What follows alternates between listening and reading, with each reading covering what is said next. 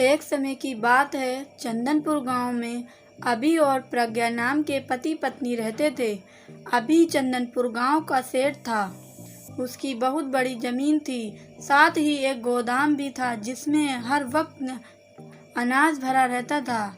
अभी चंदनपुर गांव में दयालु सेठ के नाम से मशहूर था, जो गरीबों की हर वक्त मदद करता था, जिसके कारण चंदनपुर गांव के लोग उसकी बहुत इज्जत करते थे। कमी थी तो बस इस बात की कि उसकी कोई औलाद नहीं थी। वह हर वक्त इसी चिंता में रहता था कि मेरी इतनी जमीन जायदाद है पर इसका कोई वारिस नहीं है। एक दिन अभी से मिलने गांव का एक आदमी आता है। वह अभी से कहता है कि आपकी इतनी जमीन जायदाद है पर इसका कोई वारिस नहीं है, क्यों ना आप दूसरी शादी कर लें। अभी सेठ यह बात सुनकर सोच में पड़ जाता है और घर जाकर अपनी पत्नी प्रज्ञा को सारी बात बताता है। प्रज्ञा अभी से कहती है कि हाँ, यह बात सही है, आपको दूसरी शादी कर लेनी चाहिए।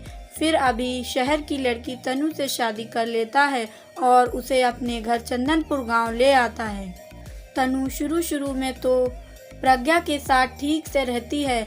समय गुजरता है और तनु के बेटा होता है। तभी प्रज्ञा और तनु और अभी बहुत खुश होते हैं। जैसे ही प्रज्ञा तनु के बच्चे को हाथ लगाने जाती है, तनु उसके हाथ पकड़ लेती है और कहती है कि तू तो एक बांझ है, मेरे बच्चे को भी मारना चाहती है। यह सुनकर प्रज्ञा रोने लगती है। अभी तनु की यह सारी बात सुनता रहता है पर वह उससे कुछ नहीं कहता। तनु घर का सारा काम बेचारी प्रज्ञा से ही करवाती थी। प्रज्ञा तनु के इस व्यवहार से परेशान हो जाती है और वह घर छोड़कर चली जाती है। फिर तनु को अकेले ही घर का सारा काम करना पड़ता है।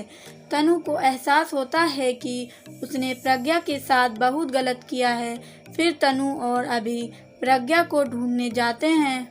बहुत ढूंढने के बाद प्रज्ञा उन्हें एक वृद्ध आश्रम में मिलती है। तनु प्रज्ञा से माफ़ी मांगते हुए कहती है कि मुझे माफ़ कर दो, मैं तुम्हारे साथ अब कभी ऐसा नहीं करूँगी। मैंने तुम्हारे साथ बहुत गलत व्यवहार किया है। घर चलो। प्रज्ञा तनु को माफ़ कर देती है, उसके साथ घर आ जाती है। फिर वह लोग सब हंसी खुशी रहने लगते हैं। तो दोस्तों, कैसी लगी आपको बे औलाद प्रज्ञा की कहानी? आप हमें कमेंट बॉक्स में कमेंट करके ज़रूर बताएं और साथ ही ऐसी रोमांचक कहानियाँ सुनने के लिए हमारे चैनल को सब्सक्राइब करना ना भूलें।